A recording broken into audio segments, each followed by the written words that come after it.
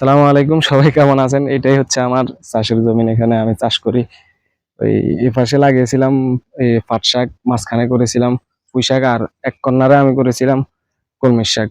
আর পাট শাক এবং কলমি শাক খুব ভালো হয়েছে। এখান থেকে আমার যা ইনভেস্ট করেছিলাম তা উঠে এসেছে, কিন্তু লাভ হয় নাই।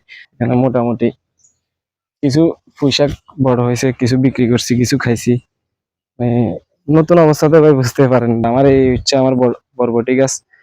এই বরবটি গাছে মোটামুটি কিছু বরবটি ধরছে, এগুলো কিছু খাইছি, আবার কিছু ওই যে পাশের বাড়ি কিংবা এখানে আশেপাশে যারা আছে তাদেরকে কিছু দিয়ে দিছি। যাক, আলহামদুলিল্লাহ, মোটামুটি সবাই দোয়া করবেন এবং পরবর্তীতে অনেক ভিডিও আসবে এখানের।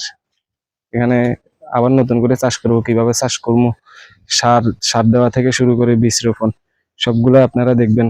ইনশাল্লাহ সবাই দোয়া করবেন। আসসালামু আলাইকুম, সবাই ভালো থাকবেন, সুস্থ থাকবেন। পরবর্তীতে আবার কথা হবে নতুন কোনো ভিডিওতে। আল্লাহ হাফেজ।